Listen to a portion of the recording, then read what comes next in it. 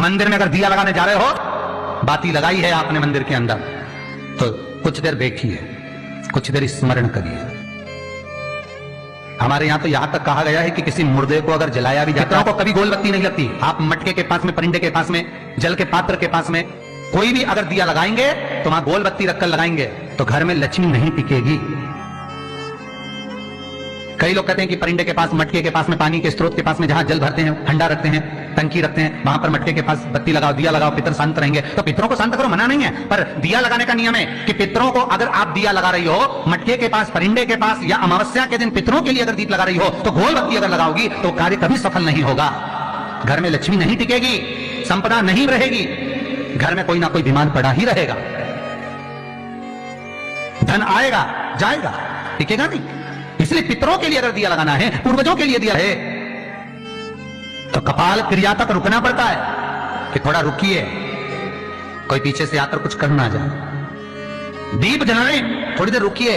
और दीप का भी नियम है महाराज, दीप का भी नियम है। दिए में जो फूल बत्ती लगती है, गोल बत्ती लगती है, गोल वाली, ये बत्ती हमेशा कोई विष्णु भगवान की पूजन कर रहे हो, शिव जी की पूजन कर रहे हो, कोई अन्य देवता का अगर आप स्मरण कर रहे हो तो गोल बत्ती लगाई जाती है। भगवान के मंदिर में पूजन कर रहे हो तो गोल बत्ती लगाएं। लंबी बत्ती, लंबी वाली जो बत्ती होती है, लक्ष्मी की पूजन में, देवी पूजन में, जितनी भी माताओं की आप पूजन करोगे, जितनी भी देवियों का आप स्मरण करोगे, उसमें लंबी बत्ती का प्रमाण है। पितरों की पूजन में लंबी बत्ती का प्रमाण है। लगाना है पितरों के लिए अगर दीप लगाना है तो लंबी बत्ती लगाइए, लंबी बत्ती। महाराज लंबी बत्ती का प्रमाण हमारे यहां शास्त्र का, गोल बत्ती का प्रमाण। और सुंदर चरित्र कहा, यदि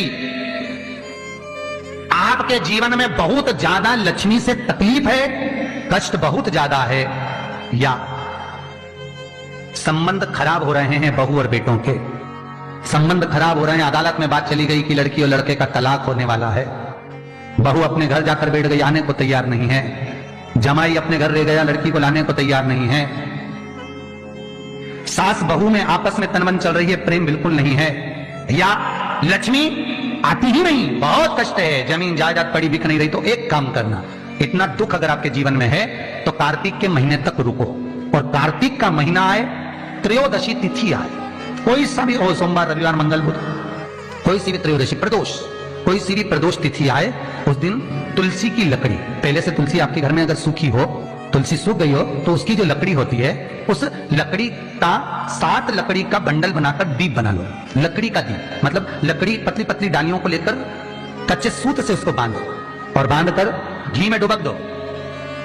कार्तिक के महीने में शुक्ल पक्ष की त्रयोदशी तिथि जब आए, प्रदोष का जब व्रत आए, उस दिन भगवान के मंदिर में, शिव मंदिर में नहीं, भगवान किसी भी देवता के मंदिर में, विष्णु के मंदिर में, नारायण के मंदिर में, कृष्ण मंदिर में, राम मंदिर में, किसी भी मंदिर में, मंदिर ना हो तो अपने घर के मंदिर में शाम के समय पर उस तुलसी की लकड़ी का दीप, दिया भरकर उसमें घी डालकर जो दीप प्रकट कर देता है, जला देता है, दीप को प्रज्वलित कर देता है, उसके घर में कभी संपदा की कमी नहीं होती। महाराज विष्णु पुराण में स्पष्ट लिखा है। इसलिए शायद कहा जाता है कि भगवान को सर्वश्रेष्ठ कौन सा चंदन अच्छा लगता है। आपको पहले भी कथा में कहा, आगरा की कथा अगर किसने सुनी होगी तो उसमें वर्णन किया, भगवान को सर्वश्रेष्ठ चंदन कौन सा, भगवान को सर्वश्रेष्ठ चंदन कौन सा प्रिय है, वो कौन सा चंदन है जो भगवान विष्णु को लगाएं, राम को लगाएं, कृष्ण को लगाएं, वो कौन सा चंदन है जो श्री हरि को लगाया जाए। तो जीते जी भगवान विष्णु एक बार गले लगाते हैं, उसको कहते हैं हरि चंदन। कौन सा चंदन है? हरि चंदन। हरि चंदन बाजार में नहीं मिलेगा, हरि चंदन आपको बनाना पड़ेगा। कैसे बनाना है? तुलसी जब सूख जाए, उसकी जड़ को निकाल लिया जाए, वो जड़ को पानी में धो लिया जाए, धोने के बाद उसको सिलवट्टे पर, पत्थर पर घिसा जाए, और घिसकर उसमें थोड़ा सा कुंकू, रोली डालकर तैयार कर कर जो भगवान विष्णु के मस्तक पर, कृष्ण राम के मस्तक पर लगा देते हैं, और उसकी एक बिंदी अपने हृदय पे लगा लेते हैं। जीते जी भगवान एक बार उसको गले लगाते ही हैं। हरि चंदन प्रियता। जैसे शिव महापुराण में रुद्र चंदन का भाव है, शिव महापुराण में रुद्र चंदन का प्रमाण दिया जाता है। अगर आपने लिंग पुराण पढ़ी हो तो उसका 5वां स्कंद अवश्य पढ़िएगा महाराज, और शिव महापुराण अगर पढ़ रहे हो तो उसका कुमार खंड पढ़िएगा, जिसमें रुद्र चंदन का प्रमाण है। रुद्र चंदन कैसा? रुद्र चंदन का प्रमाण कैसा? तो महाराज कहा, चंदन घिसकर, पीला चंदन घिसकर, उस चंदन को 3 मुखी रुद्राक्ष पर लपेट लिया जाता।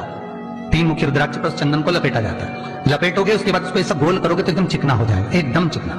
ठीक है, एकदम चिकना हो जाएगा। और उस चंदन को आप शिवरात्रि के दिन, और कोई से भी महीने की शिवरात्रि, किसी भी महीने की हो, सब फलदायी होती है। अगर आप पंचांग में देखेंगे तो शिवरात्रि लिखी हुई आती है, हर महीने शिवरात्रि पड़ती है। किसी भी महीने की शिवरात्रि पर रुद्र चंदन अर्थात जो चंदन का आपने तीन मुखी रुद्राक्ष में लेपन करा है, उसका गोला बनाया है, वो चंदन अच्छा मोटा मोटा कर लेना, अच्छा बढ़िया, ऐसा नहीं थोड़ा बहुत ही लगा, पूरा रुद्राक्ष दिखना नहीं चाहिए, पूरा लपेट कर उसको शंकर के शिवलिंग पर ले जाकर रख दीजिए और फिर धीरे धीरे शंकर भगवान पर जल अभिषेक करना प्रारंभ कर दीजिए। वो चंदन पूरा धीरे धीरे शंकर के शिवलिंग पर डलना चाहिए। शंकर के मूल मंत्र श्री शिवाय नमस्तुभ्यं का जाप करिए। यह कहलाता है रुद्र चंदन।